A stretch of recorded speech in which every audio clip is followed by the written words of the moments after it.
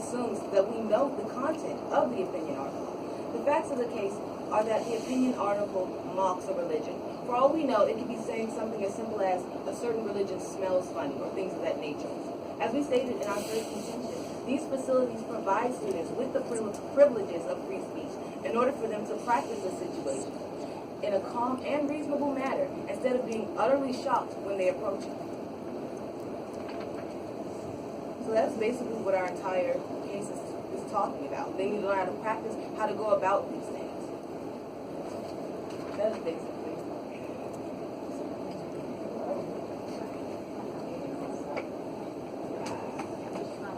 We're running probably 2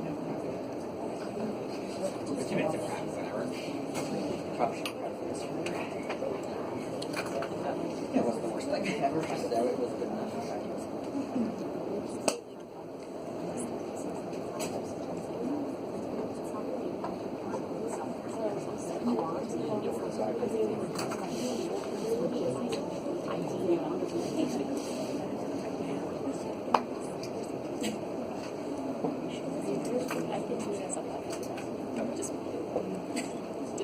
I can definitely debate.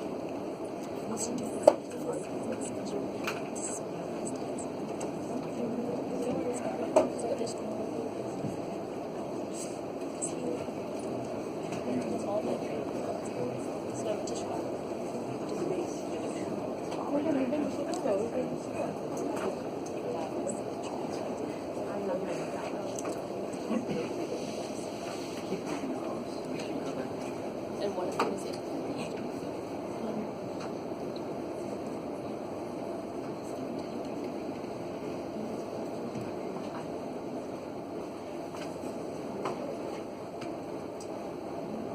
Alright, let's start with the idea of whether or not this article does promote hate speech and violent speech. They try and tell you we don't know the contents of the article, so it's irrelevant to today's debate.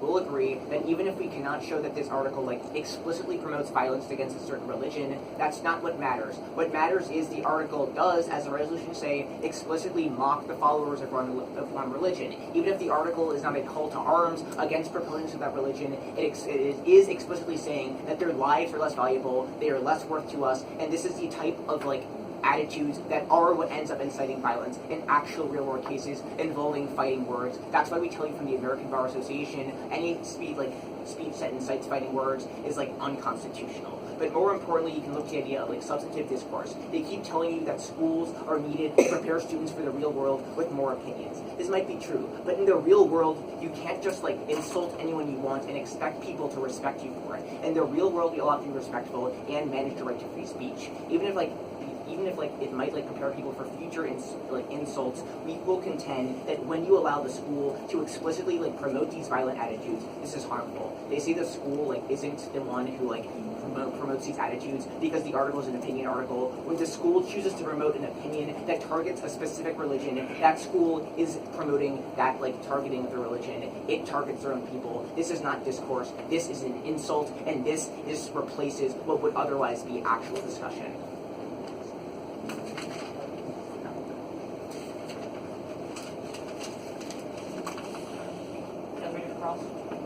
Start now.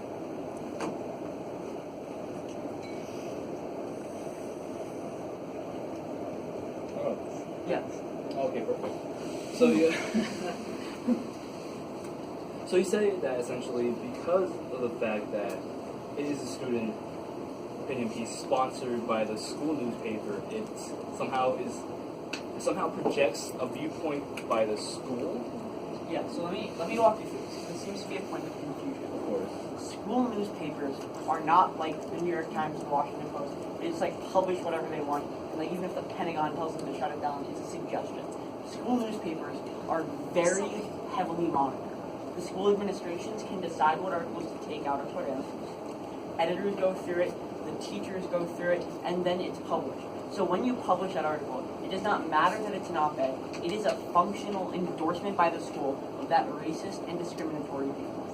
Okay, this is part of that liberal group thing that racist and religion do not make sense. There are plenty of white Muslims, there are plenty of black Christians. This is not racist, this is a religion. Okay, it's discriminatory. That's a better word. It does not matter if it's racist or whatever. It is still discriminatory. and it is still hate speech, and it still justifies oppression, and trying to distract us from that by looking at the specific words is just as much a waste of our time as that argument. But if you're arguing about specific words, when your entire viewpoint is saying words matter, but if you're trying to say that words don't matter, nitpicking about whether it's racist or discriminatory is not. It has no point in this round. It is still discriminatory. It still hates fight by the Constitution.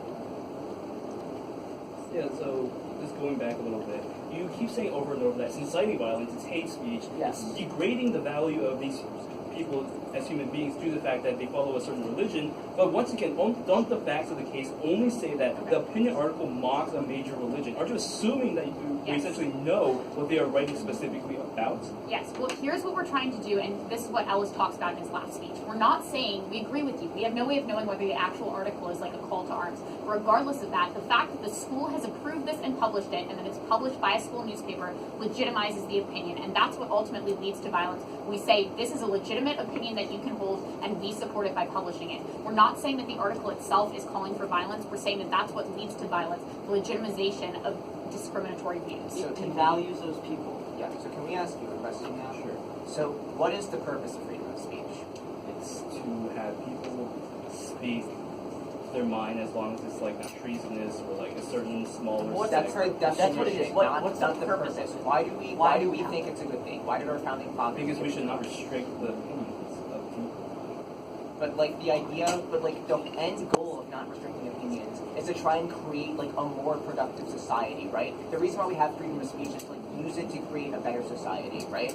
I mean, not necessarily. I'm pretty sure the founding fathers also The concerned about founding the fathers government didn't restricting intend for us what to the people blindly can follow say. the idea that like freedom and like is an absolute good. They intended freedom as a whole better world. At the same If time, we the can founding prove fathers that did this not want the undermines that government goal to of freedom of decide speech, what the we people can can win say. this debate.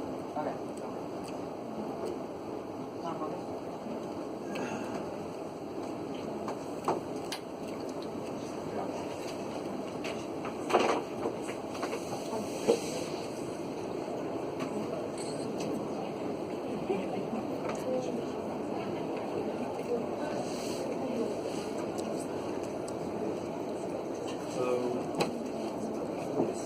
And for the final focus, I would like to remind the audience that nothing in the facts of the case legitimizes the violence or incites violence as a whole. We're simply, and other teams, simply assuming we know pretty much what they're specifying in the opinion article. And the only fact of the case is that it's an opinion article that mocks a major religion. Now, let's go back to the fact that, once again, it's an opinion piece. It's safe to assume that it represents a school view is absurd. But we saw the major D-links that they're trying to claim is actually linked. They say that, once again, it's degrading the value of human beings based on their following of religion, how it legitimizes violence, and in the case the school is sponsoring it due to the fact that it's a school newspaper. And all of these claims, simply put, are simply absurd. After all, not only I mentioned earlier that we have no idea if it actually incites violence, if it's telling people to attack a certain group or a certain religion, but at the same time, we simply cannot say that, all because this is happening, this is happening as a whole, we had to stop this. We cannot simply ban what we don't like. For example, in Bethel School District versus Fraser, the Supreme Court concluded that the freedom to advocate unpopular and controversial views in schools and classrooms must be balanced against society's countervailing interests in teaching students the boundaries of socially appropriate behavior. Of course, we should be promoting a more fruitful environment in schools, the educational environment. But at the same time, we can simply not ban what we cannot like. For example, if offensive speech cannot be vented as it's offensive speech is simply put subjective. What one considers offensive may not be deemed offensive by another person. Therefore, we cannot just group all these what we deem as offensive into one major group and ban it, because once again, the opponent asked me, what is the purpose of freedom of speech? They claim that the freedom of speech is to help better society. In a way, that's true, but isn't that more of how we can use freedom of speech? The freedom of speech, the purpose of itself, and guaranteeing it to us, because they do not want the government or any specified